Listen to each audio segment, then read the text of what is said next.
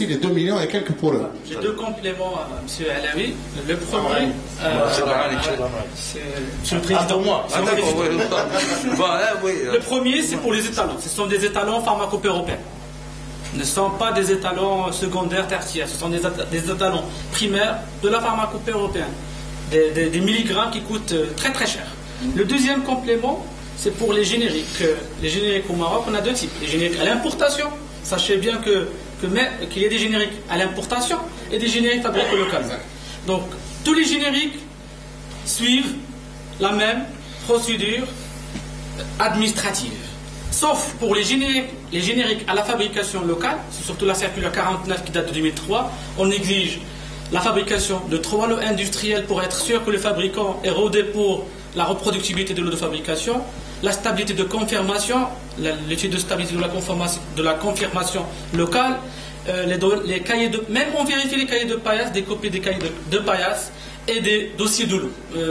Je ne sais pas, est-ce que tout le monde a des données sur a des informations sur ces choses techniques, le dossier de l'eau, le cahier de paillasse, etc. Donc, nous contrôlons ce générique de la même façon que les principes. Merci, c'est Khiati. Puisque vous m'avez interpellé, je vais répondre rapidement. Aujourd'hui, il y a la barrière douanière. Cette barrière va être supprimée en 2012. C'est-à-dire, nous faisons confiance aux génériqueurs marocains. Les NAO, c'est des citoyens, Mouatinine, ils vont travailler correctement. Mais on reste vigilant. Mais demain, le 1er janvier 2012, il n'y a plus de barrière douanière. Donc, les produits génériqués en Asie, Ceylan, en Singapour, vont rentrer au Maroc et vont rentrer à des prix extraordinaires, à tel point que l'industrie pharmaceutique risque de subir un coup. Mais, moi j'attire l'attention, ce n'est pas sur le prix. C'est que ces produits, ces médicaments génériques fabriqués dans ces pays-là ne répondent pas aux normes internationales et aux normes telles qui ont été décrites par M. Khiati. Et deuxièmement, M. le chef Lamran, il ne l'a pas dit. Le principe actif, il est fabriqué, il est extrait. C'est une synthèse chimique qui demande une centaine de produits pour la faire. Et c'est des produits qui contiennent des métaux lourds. Vous voyez le tableau de Mendeleïev, ils sont à la fin du nuage.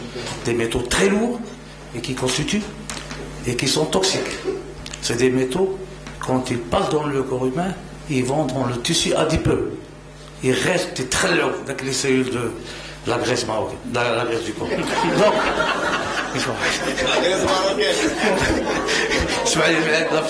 bon, alors pour être bref, le générique qui est fabriqué au Maroc, j'espère que Khiati nous a passé le message, comme quoi ils sont outillés pour le contrôle. Mais demain, ça vient par-dessus. C'est des produits qui vont venir à l'intérieur du pays sans aucune...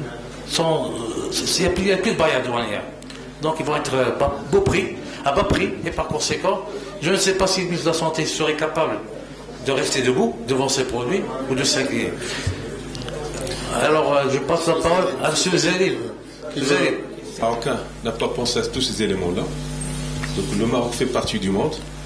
Donc nous avons une réglementation qui nous permet de se protéger. C'est-à-dire vous dites à partir de 2012, on va être inondé. Non, c'est pas vrai, c'est faux. En 2012, tout le monde qui veut être un partenaire au niveau de la santé, au niveau du Maroc, qui veut par exemple commercialiser des principes sur les génériques, premièrement, il faut qu'il soit un établissement pharmaceutique de droit marocain, premièrement. À ce moment-là, c'est pas par exemple, vous me dites c'est quelqu'un de Singapour ou de l'Asie qui va venir faire rentrer ses médicaments comme il rentre n'importe quelle marchandise. Non, c'est faux. Non, je ne dis pas ça. Non, c'est-à-dire on va être inondé de tout ça. Il va être à un prix très très bas. Non, c'est pas question de prix. Il est l'AMF, c'est la pièce. C'est très bas ou... Là, d'abord, il faut savoir. Il faut savoir deux choses. On donne l'AMF. On contrôle deux éléments qui sont très importants. On contrôle l'AMF. Et deuxièmement, d'après la loi des 704, les prix vont être toujours réglementés. Je vous donne une information qui explique que notre système, il est performant, il est reconnu au niveau de l'Europe. Maintenant, il faut savoir que des laboratoires marocains, des gynécologues marocains, je dis, ils fabriquent pour l'Europe. On a des produits marocains exportés vers l'Europe. C'est-à-dire, non, ce sont des éléments essentiels, c'est-à-dire, on n'est pas arrivé à ce niveau-là comme ça. On est arrivé parce qu'on a des compétences nationales. Donc maintenant, il y a des laboratoires marocains, plus, qui sont certifiés par des agences européennes. Et on fabrique au Maroc des génériques pour l'Europe. Ça, c'est premièrement. Deuxièmement, une information qui est très importante, le Maroc, c'est le seul pays au niveau de l'Afrique qui était certifié par l'OMS pour fabriquer un médicament contre le paludisme à l'échelle mondiale. Donc ce sont des informations que la grande majorité ne connaissent pas, mais ce sont des informations qui montrent le niveau de vigilance de l'autorité sanitaire marocaine, premièrement, et deuxièmement, le niveau que le Maroc a atteint. Parlons d'il y a le principe actif et en parlant d'il y a les excipients. Il ne faut pas se dire l'industrie pharmaceutique à l'échelle mondiale, elle est en train d'être restructurée. Vous le savez, il y a par exemple un seul fournisseur d'il y a un principe actif ou des excipients pour le monde entier. Donc on achète seulement chez ce fournisseur. Je prends l'exemple des gélules. Il y a 2 fournisseurs au monde. Il n'y a pas 5 ou 6. Donc les gélules qui sont consommées par le consommateur marocain, ils viennent de ces fournisseurs qui fournissent le monde entier. Même pour les principes actifs, même pour les excipients. C'est-à-dire c'est une industrie qui est mondiale. Donc dire par exemple, j'utilise moi les génériques. Donc je teste moi-même l'efficacité. Donc c'est-à-dire la qualité, c'est vrai. On existe une qualité, c'est-à-dire qui parmi nous ici n'a pas utilisé un générique? Donc il ne faut pas dire, il faut penser qu'encourager le générique parce que, pourquoi? D'après les informations qu'on a, 34% de la population marocaine, ils ont un système de couverture. Pensez à 66% qui n'ont pas ça. C'est grâce au générique qu'ils ont accès à ces produits. Parlons logiquement. 80% des produits qui existent, qui circulent au marché, ce sont tous généricables. À part une dizaine de 10 produits qui arrivent chaque année dans le monde entier, qui sont des nouveautés. Donc par exemple, au niveau de l'Europe, il y a des pays dans lesquels le générique atteint 60%, 80%. Parlons de la bioéquivalence. On va faire la bioéquivalence. Mais on a des outils qui permettent de simuler cette bioéquivalence in vitro. Donc on fait la dissolution in vitro avec un profil de comparaison avec le princeps, dans les mêmes conditions. Parce que la bioéquivalence, oui, on va la faire pour certains produits qui transceptent. On ne va pas dire qu'on va faire la bioéquivalence pour les produits de l'oncologie. Donc ce sont des produits, même l'OMS définit quels sont les principes actifs qu'il faut faire la bioéquivalence, les fonds pharmaceutiques, tout ça. Donc nous sommes dans le même panier. Donc pour que tout le monde trouve son intérêt, je dis, c'est-à-dire le patient marocain, tous les partenaires, c'est grâce au générique. Non, on ne remet pas le potentiel génériqueur du pays, on ne le remet pas en question. Mais nous disons qu'on doit être vigilant. Aussi bien les pouvoirs publics. C'est un autre élément de la vigilance. La vigilance est un produit. Donc là, c'est un autre élément que le législateur a pensé. Là, un auditoire qui va tomber en hypocrisie. La vigilance, c'est un élément essentiel. La vigilance, elle est dans la loi 1704. Maintenant, et on est en train de l'installer, c'est les produits importés. Avant qu'on donne l'AMM à un produit importé, il faut qu'on certifie l'usine. Qu'il soit au Japon, là, qu'il soit au Singapour. Donc, c'est-à-dire la vigilance est là. Très bien. Très bien. Merci, M. Djali. C'est Abdoun, vous avez posé une question, je crois. Merci. Tout d'abord, tous mes remerciements à nos éminents conférenciers. Et je commencerai par un complément à apporter à l'intervention de Seydi Darajo, plus exactement à sa conclusion. Certes, le pharmacien est spécialiste du médicament, mais faut-il encore mieux s'affirmer en s'imposant au lieu que nous brillons par notre absence dans le champ justement médical. Il faut qu'on s'impose, il faut pas pratiquer la politique de la chaise vide. On est spécialiste, d'accord, mais qu'on s'affirme, qu'on s'impose. Il ne faut pas fuir ses responsabilités. Il ne faut pas avoir peur du médecin. Ça, le problème, c'est notre spécialité. Nous devons la développer et nous maintenir justement en haut du pédestal. Il ne faut pas quand même... je m'excuse, il ne faut pas baisser la culotte. Hein. Il ne faut quand même pas courber les chiens, en d'autres termes, si vous comprenez, si vous voulez bien. Sinon, là, de toute façon, on s'en va, je ne sais pas où va le train, mais actuellement, il y a une faiblesse de notre part. Hein? Et il ne faut pas non plus, d'un autre côté, il ne faut pas rester et attendre que l'administration nous fasse des propositions. Il faut développer cette culture de proposition, justement. Hein? On étudie, on étoffe les dossiers de nos requêtes. Ceci dit, je reviens justement à cette problématique de la bioéquivalence. Vous l'avez classée, quand vous avez parlé des contraintes, si je me souviens bien, contraintes, vous avez classé parmi les contraintes l'absence de bioéquivalence. C'est plutôt un handicap parmi les contraintes. Moi, je le classerais plutôt comme handicap. Hein? C'est un handicap, justement, parce que le manque, l'absence de cette bioéquivalence, justement, défavorise la percée du générique. D'autre côté, Amin, quels sont les obstacles que rencontre ce droit de substitution? Vous en avez parlé, mais j'aimerais bien que vous l'explicitiez davantage. Merci. Merci, M. Abdoul, pour votre question. Merci pour la sincérité de votre question. C'est Amin. Merci, M. le Président. Alors, il veut que je détaille un peu les obstacles au droit de substitution, à la mise en place d'un droit de substitution. J'ai dit tout à l'heure qu'il faut que tout le monde soit prêt pour le droit de substitution. C'est-à-dire, c'est un partenariat qui doit être normalement mutuel et qui doit être partagé. C'est une convention qui serait entre tous les partenaires et qui doit être respectée par tout le monde. Alors, est-ce que les médecins sont prêts pour le droit de substitution? Est-ce que les pharmaciens seront prêts pour le droit de substitution? Est-ce que les organismes de l'assurance maladie? Et j'explicite. Alors, lors du dernier congrès dont j'ai parlé tout à l'heure, des pédiatres, il y a un médecin qui a dit clairement que pourquoi vous allez donner le droit de substitution aux pharmaciens, c'est tout simplement pour qu'ils remplacent le générique par le princeps. Donnez-nous les intéressements qu'il faut et on va prescrire les médicaments génériques. Pourquoi vous allez détourner ce circuit en donnant aux pharmaciens de reçu, ne serait-ce que pour promouvoir et augmenter la part des médicaments génériques. Donc, c'est nous qui prescrivons, alors laissez-nous ce droit de prescription et donc on peut agir ensemble et travailler ensemble pour prescrire plus de médicaments génériques.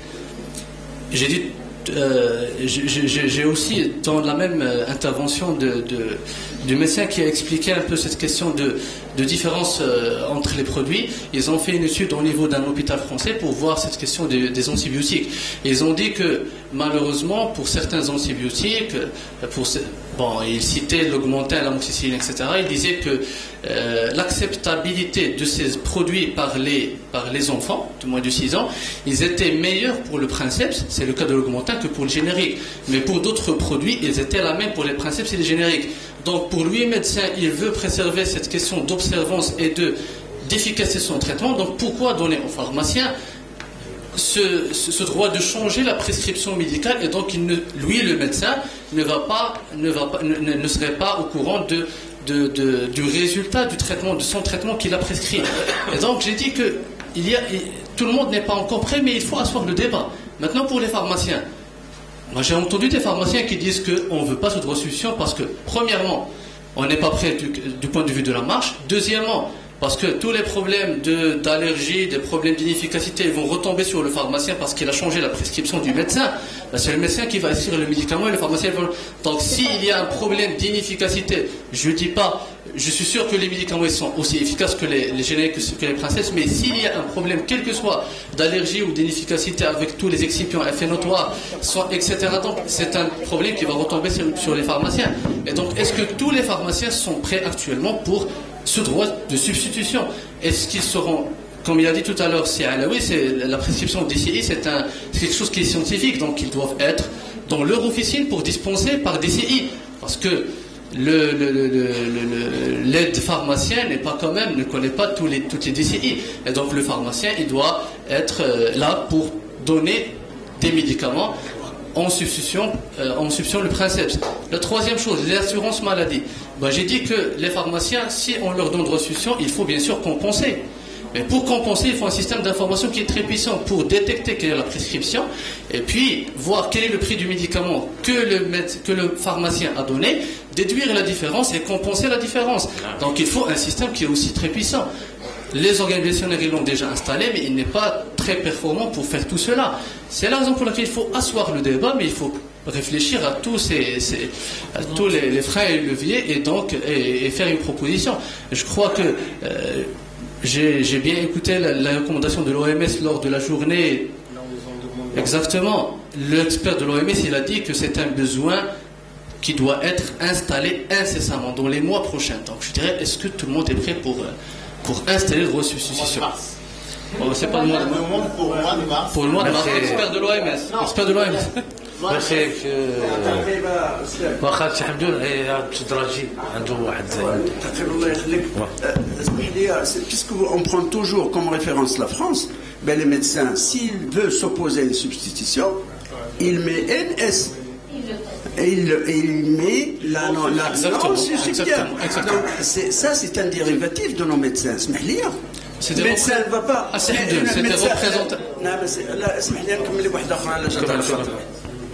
Le pharmacien, il a intérêt quand même à accepter le droit de substitution, même si il lui serait imposé. Pourquoi, me diriez-vous? Parce qu'il ne peut pas jongler avec un stock énorme dans sa pharmacie, avec la multitude de génériques qui sont cachés sous des noms un peu fantaisistes. On ne peut pas tout avoir. D'où la notion justement de la DCI.